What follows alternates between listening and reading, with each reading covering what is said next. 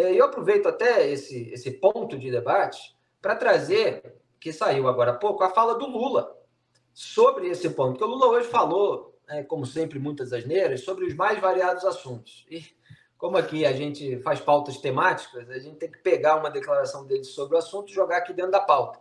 Então, destacando essa, aspas, o que nós temos é o ato de insanidade do primeiro-ministro de Israel querer acabar com a faixa de Gaza.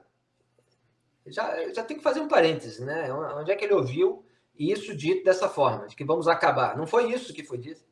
Quer dizer, houve até a divulgação da cúpula militar israelense, do plano estratégico, dividido em 3 etapas, de você neutralizar os terroristas, depois fazer todo um plano de segurança, depois deixar Israel de lado no sentido de não ser o responsável pela vida em Gaza, mas criando um ambiente de segurança para o povo israelense e o palestino. Quer dizer, tudo isso foi noticiado. Lula, ele distorce. É um expediente comum. Ele finge que a pessoa falou uma coisa muito mais perversa para ele poder, então, refutá-la com todo aquele ar de pacifista. Continuando, aspas, agora o cara fica de longe jogando foguete. Não sabe na cabeça de quem vai cair, não sabe se alguém vai morrer. Fecha o aspas. Quer dizer, é assim que o Lula trata Israel. Quem faz isso deliberadamente, sem nenhum monitoramento, jogando foguetes e mísseis, e onde quer que caia em Israel, tá bom, principalmente se for na cabeça de judeu israelense, é o Hamas, é a Jihad Islâmica, é o Hezbollah. Essa que é a turma que age dessa maneira. Israel está aí o dia inteiro com pronunciamentos, com prestação de contas, nas redes sociais, nas TVs, vídeo, porta-voz, sendo entrevistado e respondendo a tudo. Quer dizer, a gente nunca deixou de constatar que numa guerra, numa reação militar, um massacre terrorista que seja, eventualmente civis inocentes acabam morrendo e a gente tem que analisar o episódio específico. Agora, que Israel faz isso deliberadamente, como se cometesse um genocídio contra um povo, que quisesse acabar com toda uma região, quer dizer, são fontes da cabeça lulista, Graeb. É uma bobagem atrás da outra, né? Eu repito o meu mantra, né? Um cara que ocupa a presidência de um país não pode ser tão descuidado, tão boca mole. Não pode usar as palavras com essa responsabilidade que o Lula usa. Não pode dizer que Israel quer acabar com Gaza. Não pode dizer isso, gente. Faltam-me Ele palavras. está Né? acusando um país Responsabilidade muito fraca. É uma palavra muito Ele está fraca para. acusando um país democrático de genocídio, na prática, né? Exato, exatamente. Falar, eles ficam jogando bomba à distância, tal. Estão jogando bomba num lugar, é verdade, estão jogando bomba. O bombardeio se intensificou nesta sexta-feira, na região norte ali da faixa. Mas os avisos para que as pessoas se retirassem foram insistentes. E há sinais claros de que foi o Hamas que tentou impedir as pessoas de saírem. Né? Então, também é o Hamas que quer que as pessoas fiquem na frente do perigo. Isso nada mais é do que dizer que é usar essas pessoas como escudos. Né? Deixa eu só falar um último número da pesquisa que eu estava vendo agora e achei importante e interessante. Né?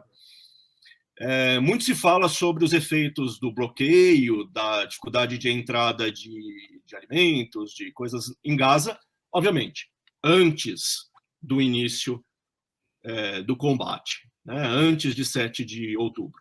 Olha o que os habitantes de Gaza diziam a respeito disso nas vésperas do início dessa guerra. Né? A maioria atribuíam a falta de comida a problemas internos, mais do que as sanções externas.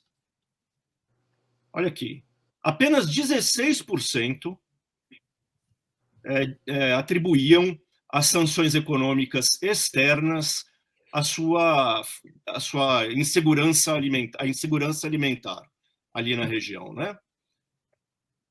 Os habitantes mais provavelmente, né, mostraram uma probabilidade maior de culpar o Hamas, a liderança do Hamas, por esse problema. Então, é isso, né? Se a fome é atribuída ao governo e não ao bloqueio que há décadas a esquerda diz que sinal melhor de que esse era um regime que se voltava contra o seu próprio povo, né? Pois é, Duda, suas considerações sobre essa fala do Lula, a abordagem do Graeb, o que você quer destacar? Eu pego a abordagem do Graeb. Bom, Israel estava em Gaza até 2005 e até 2005 tinha assentamentos produzindo alimentos dentro da faixa de Gaza, né? Tomate, pepino, outras comidas. E quando o Hamas toma o poder, que dá um golpe de Estado, eles entram, havia uma irrigação por gotejamento, né? Eles entram e pegam todas essas mangueiras que irrigavam essas terras para usar para outras coisas, né? Então, um lugar que produzia alimento deixou de produzir. E as pessoas do Hamas nunca passaram fome também. A gente viu uma das reféns, acho que foi essa senhora de 85 anos, falando, né? Olha, a gente tinha lá pão, tinha pepino, eles tinham até preparado comida já esperando que eles iam levar os reféns para essa rede de túneis, né, que ela chama lá de teia de aranha. Então, o Hamas realmente não só atrapalhou essa produção de alimentos de Gaza, como criou lá dentro da faixa de Gaza uma divisão em que as pessoas do Hamas têm tudo e quem não é do Hamas não tem nada. Como os regimes socialistas, né? Como os regimes tirânicos e autocráticos de uma maneira geral, né? Aqueles que prometem a igualdade e começam por estabelecer a própria desigualdade da casta, né? Que para espalhar a suposta igualdade você tem que ter poder, eles conseguem centralizar o poder político e o poder econômico, então eles ficam absolutamente desiguais em relação aos outros e começa toda a opressão. E depois, eles que oprimem o seu próprio povo, posam de oprimidos por outros povos, né? E é o que a gente vê acontecer em resumo, seja na faixa de Gaza, seja em Cuba, seja na Venezuela, seja na Nicarágua. E o que acontece com a esquerda mundial? E, na verdade, eu não quero colocar esse rótulo, as pessoas às vezes ficam automatizadas a pensar apenas em grupo político. Eu não quero que as pessoas se limitem a isso, mas sim pensem nas pessoas, às vezes jovens, são os seus amigos, são os seus familiares, que eles têm uma propensão a aceitar as ideias de esquerda e a seguir os políticos de esquerda, porque é uma mentalidade que ela já tem alguma inclinação, e eventualmente a propaganda acaba reforçando, para um desejo de reparação. Tem muita gente, e a gente às vezes conhece pessoas assim, elas acham que o mundo está devendo para elas. E muitas vezes o problema de você achar isso é que você vai se tornando cada vez mais autoritário sem sequer se dar conta, muitas vezes. É claro que aquelas lideranças mais cínicas, mais malignas, elas se dão conta perfeitamente de que elas estão manipulando os outros. E elas fazem de propósito. Elas querem posar de vítima para poder cometer mais abusos. Agora, tem muita gente que, com esse desejo de reparação, ela está sempre cobrando dos outros. E as pessoas que têm essa tendência natural, elas acabam caindo nessa conversa de que os opressores, na verdade, são os oprimidos, são coitadinhos, que só estão cometendo aqueles abusos porque alguém cometeu um abuso maior contra eles. Isso é o que está na raiz, no fundo desse debate. E a gente ainda vai explorar muito isso, até do ponto de vista psicanalítico, né? Porque é uma questão que requer terapia individual. Mas tem gente que não parte para terapia, né? Porque não acha que precisa de ajuda. Parte para o movimento de massa, que é o maior erro que a pessoa jovem pode cometer, né? Em vez de tratar da sua singularidade, do seu desejo, dos seus vícios, ela vai se tornar um integrante de um rebanho para lutar por uma causa e afetar virtudes que muitas vezes não tem, né? E até o monopólio dessas virtudes e demonizando sempre os outros.